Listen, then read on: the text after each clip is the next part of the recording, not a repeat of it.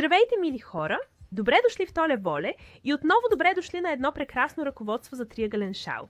Ще ви покажа един много сладък модел от вериги с въздушни бримки. И пръчици! Имаме 5 пакета с пръчици тук. 5 въздушни вериги, всичко плетено на смяна. По принцип супер лесно и... Как точно става, коя вълна използвах, ще видите всичко сега. Забавлявайте се много. И така, скъпи мои, започваме Модел с памук, леко и дълго вълнено Трико тук. дизайн 50 грама, 185 метра дължина на нишката, 47% памук, 46% полиестер, 7% полиакрил. Плета с номер 6 кука, макар че е предназначено за номер 4. Тук имаме преливане на цветовете, което можете да видите тук. Един много бавен преход вътре, с по-тъмен нюанс на синьото и този светъл син цвят, който почти преминава в тюркоазено. Цветът тук е номер 4. Повече семена, това повече ръбо. Контент за защита. всичко останало. Просто излиза наведнъж. И тук се надявам да хвана много бързо началото отвътре. И виждате, че е значително по-тъмно, отколкото тук вълната отвън. И започвам връхчето на шалчето в магическия пръстен. Затова полагам нишката веднъж плоско в ръката си. Завийте го тук около показалеца и средния пръст, оставете го така. Кръстете го тук, прекарайте го между показалеца и средния пръст, повдигнете конеца с иглата нагоре и после хващам работната нишка в ръка, за да започна да плета. Удари първо. 3 въздушни единици. 2, 3. След това изплитам още 4 фаса с магическия пръстен, взимам закръглен конец, вкарвам го. На Едно. здраве. Накид, Така. пробождане, На Две. мама. обвивка, пробождане. Отново. 3 е готово! Тук добавям номер 4, а след това номер 5. И така, завърших първото си пакетче, сега го затягам тук отдолу, затова използвам началния конец. Затегнете пръстена малък. Изчезва. Ших, върха се. След това продължаваме с втория ред, който се състои само от въздушни бримки, супер практично, и една фиксирана бримка, но иначе само въздушни бримки. И да започваме. 1, 2, 3, 4, 5, 6, 7, 8. 8 въздушни бримки, 3 за височина, 5 за разстояние. Завъртете всичко веднъж и след това го закрепете тук. А в бримката на третия стълбец, който имам тук. Тук лежа, така че това е централното. Крадци имам тук. Там закрепвам всичко с една фиксирана бримка. Тогава пак. 1, 2, 3, 4. Изплетете 5 въздушни бримки. И за съжаление излъгах, защото сега наистина ще добавя още една пръчица отвън, за да направя около първата въздушна верига, която плетох. Сега тук слагаме още едно клечка. Направих 2 фигури от осмици. Този мост е съставен от 5 въздушни бримки. И стълбецът, който съм плела тук, който има височина от 3 въздушни бримки, и тук директно 8 въздушни бримки. Също така, чао! Следва третия ред и в нечетни редове, като в първия ред тук. Плета групичките от високи бримки. В равните редове, както тук във втория, плета само въздушни бримки и по една висока бримка в края, като тук. И сега съм на нечетен ред, на третия. Затова сега идват пакетчетата. Плета 3 въздушни бримки за височина, обръщам го и след това плета 5 пълнежа в извивката тук. Или 4 пръчки. Вече използвах една малка верига от въздушни бримки, така че добавям още 4 пръчки. Това го изплетох тук. Така... След това ще изплета една ниска бримка в този мост и тогава ще изплета верига от въздушни бримки. 1, 2, 3, 4. Чам. Тази стегната брънка от предния ред. Закрепи това тук в следващата извивка и след това продължаваме с третия кръг. Трети ред. В нечетните редове, т.е. както в третия, така и в първия тук, плета тези петорни пакети. В четните редове, като във втория тук, плета само въздушни бримки. И пълнеж в края. И сега съм на едно в третия ред. Затова започвам тук с 3 въздушни бримки за височината, обръщам го и изплитам още тройни пръчки. Малката верига въздушни звена замества първата тройна пръчка, затова само 4 вместо целия петорен свод. Така че, ето ги петем. След това прикрепвам Всичко това седалището още веднъж с с нисък пълнежен бот. И после плетем 1, 2, 3, 4, 5 въздушни бримки и закрепваме отново тук в триъгълника. Следващото звено. Виждате, че изплетох този свод, който сега е директно над здравата мрежа от предишния ред. После плета 5 високи пълнежа и вече съм готова с реда. Така. 2 колони, 3 колони, 4 колони и 5 пръчици. И с това... Както казах, моят ред вече е готов. Виждате го тук. С те и въздушна арка отгоре. Сега идва ред. Само на машина развържи бот. плътни бримки и последния пълнеж, който 1, 2, правя 3, 4, тук. 5, 6, 7, 8, 9, 4, 5, 6, 7, 8, 9, 6, 7, 8. Така започваме с 8 въздушни бримки. После взимам тук в средната бримка, средния стълб. Вкарайте там една твърда бримка. И започвам с следващата арка от въздушни бримки.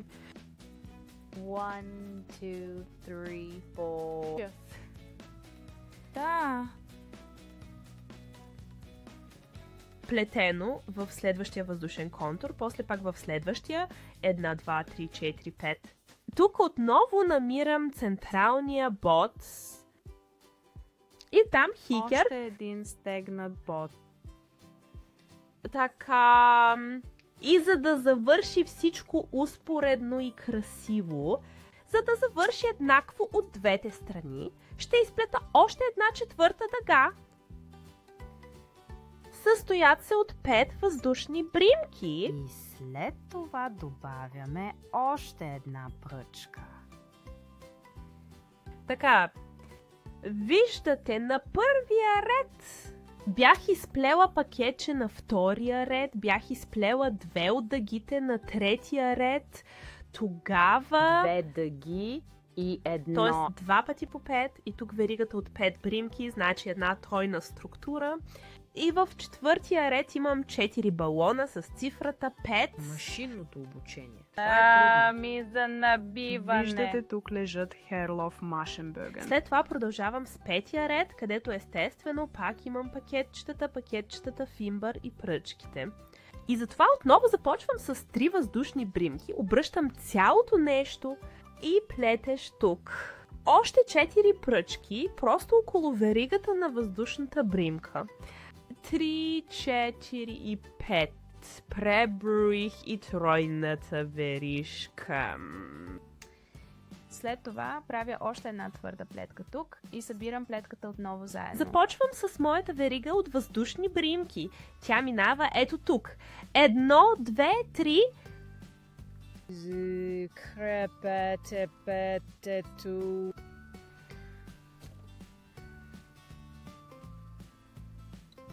Така. И сега тук наистина изплитам поредната дъга от въздушни бримки и дъга с високи пълнежи, като я вплитам в последния нисък пълнеж. В нечетните редове редувам дъги от въздушни бримки и високи пълнежи. 1, 2, 3, 4. После пак да го направим. Закрепи го с здрава примка. Виждате, че това тук в петия ред е точно над първия ред.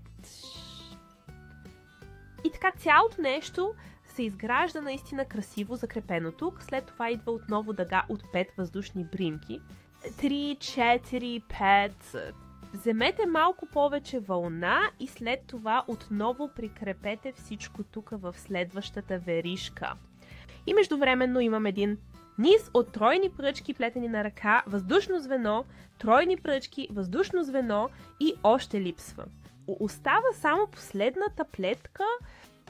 И коплетето около веригата от въздушни бримки. И така. Ето ни 4. Номер. След това следва ред с въздушни примки. Завършваме, разбира се, отново с една единствена пръчка. И ги закрепвам винаги с плътни бримки тук в централните двойки. Ще ви покажа пак. Така че започвам пак с 8 въздушни бримки. Фахо, 5, 6, 7, 8. Завъртете го веднъж. Да закрепим. So guys, actually in the 2, 3, 4, 5. Закрепи тук. 1, 2, 3, 4. Тогава имам дъгата тук. Закрепям в централната бримка с нисък пълнеж. Виждате 1, 2, 3 вече са готови. След това пък 1, 2, 3, 4, 5. Плетете тук около извивката, закрепете там 1, 2, 3, 4, 5. Тук намерете централната бримка, прикрепете зацапване и изплетете още една дъга. Имам вече 2, 3, 4, 5. След това тук около последната верига от въздушни бримки, около последния заместващ ботуш, тройната верига въздушни звена, изплитам тройната верига въздушни звена. Търсите пръчка и виждате, че тук имам една, защото 3, 4, 5, 6 от арките се плетат на една кука. И така ще продължа сега. Винаги редувайте редовете с плетени дъги, където последователно идват плетени дъги и въздушни бримки. И вкарвам въздушни бримки. И сега ще продължа да плета още малко и ще ви покажа какво съм направила. И тук имам актуализация за вас. От едната страна виждате много фин преход на цветовете. Започнах от тъмното синьо и вече съм тук на светлото синьо. От другата страна можете да видите много добре развитието на цвета. Което модела точно взема. Имам си моите фрази. Сложете тези петорни пакети с пръчки, които се плетат на една кука през ред и след това се местят всеки втори ред. Започваш. Винаги с Finbar Packet. После идва отново една дъга. Така може да се запомни много лесно. Това да се разтегне. И просто продължавате наред и редувайки започвате с малките пакетчета и после редувате малките пакетчета и останалото. Верижни бримки и след това вправите редове само шапката, въздушни бримки и така се получава този супер красив, наистина красив и равномерен модел, най-вече с тези голям отвор и току-шо Винаги, после редувайки се тук в нечетните редове винаги имаме пакетчетата и изглежда много хубаво и сега ще изплета кълбото до края. Имам още доста да изплета. И така, мили хора, междувременно шалът стана още по-голям, тук отново можете много добре да видите нюансите на цветовете. Още не е готово. Готово! Имам още едно парче от преждата. Шалът сега е приблизително 1 метър дълъг, 20 см дължина. Ще го плета още малко, но исках да ви го покажа още веднъж. Сега мисля, че изглежда наистина хубаво, трябва да е така. Ето как расте. Тук с градациите вътре. Може да погледнеш веднъж и отстрани и ще видиш тук, че на всеки гледано от една от късите страни. Тук имаме двете по-къси страни, и тук отгоре веднъж дългата триъгълна страна и от тук се вижда, че има по една къса страна от всяка. Това беше редът в пакета. тагът, супер красиви, супер ефирни, може да ги съберете платно или да ги оставите широко разпространени с красивата шарка на показ. Да се носи на раменете, много хубав летен шал тук в този приятен и надявам се инструкцията отново да ви е харесала и забавлявала. Ако е така, дайте палец нагоре, абонирайте се, активирайте камбанката, не забравяйте и ще се видим следващия път в Толе Воле. До тогава, чао!